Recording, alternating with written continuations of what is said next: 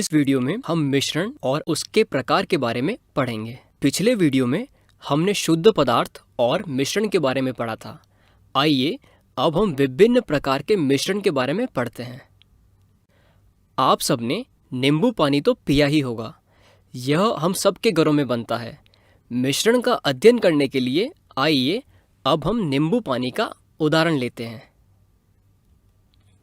नींबू पानी जल, नींबू का रस और चीनी जैसे पदार्थों का मिश्रण होता है। क्या आपने नींबू पानी के कुछ खास गुणों पर ध्यान दिया है? नींबू पानी में एक समान रंग और स्वाद होता है। ऐसा नहीं होता कि आधे गिलास का रंग और स्वाद अलग हो और बाकी के आधे गिलास का अलग हो।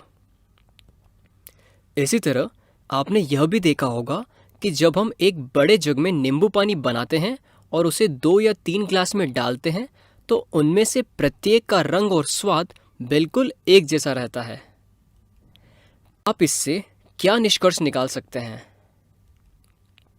जग में बने नींबू पानी को अलग अलग गिलास में डालने पर भी उसका रंग और स्वाद दोनों एक समान था। नींबू पानी के इस गुण को समझने के लिए आइए अब हम इसकी संरचना पर ध्यान देते हैं। हम जानते हैं नींबू पानी में सभी पदार्थ बहुत ही छोटे छोटे कणों से बने होते हैं। नींबू पानी का यह गुण तभी संभव है जब नींबू पानी में मौजूद सभी पदार्थ को एक समान रूप से मिश्रित किया गया हो और विभाजित करने पर वह एक समान आनुपातिक रूप से विभाजित होते हों, यानी कि इसमें एक समान रचना है। क्या आप जानते हैं कि इस प्रकार के मिश्रण को क्या कहते हैं? हम इसे एक होमोजीनियस या समांगी मिश्रण कहते हैं। होमो का अर्थ है एक सा या फिर एक समान। अतः समांगी मिश्रण वह है जिसकी रचना एक समान होती है। जैसा कि आप इस चित्र में देख सकते हैं, यहाँ पर इस मिश्रण में एक समान रचना है, इसीलिए यह समांगी मिश्रण है।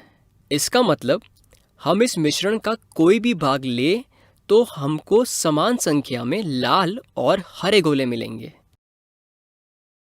समांगी मिश्रण के कुछ उदाहरण हैं पानी में चीनी का घोल, पानी में नमक का घोल, कोल्ड ड्रिंक इत्यादि। आइए अब हम एक दूसरे मिश्रण का उदाहरण लेते हैं। एक बीकर में पानी में कुछ रेत मिलाएं और इसे अच्छी तरह से मिला लें। अब इसे कुछ मिनट के लिए ऐसा ही छोड़ दें।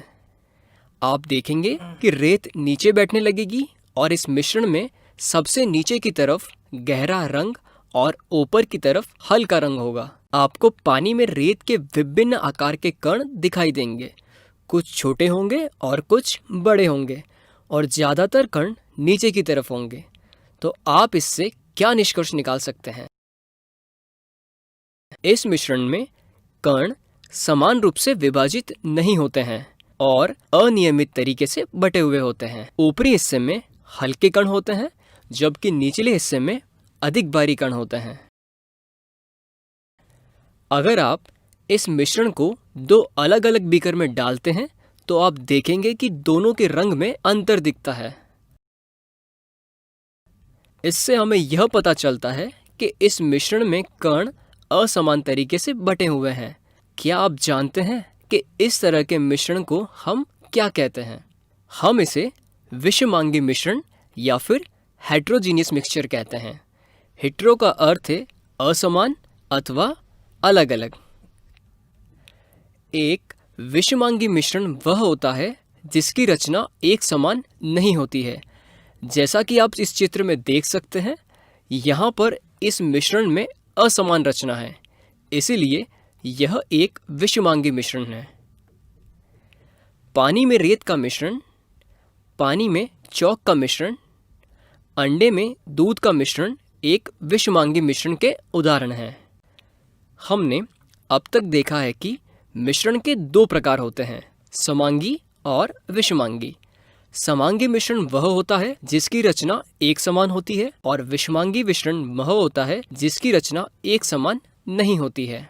तो इसे अपनी कॉपी में नोट कर लें।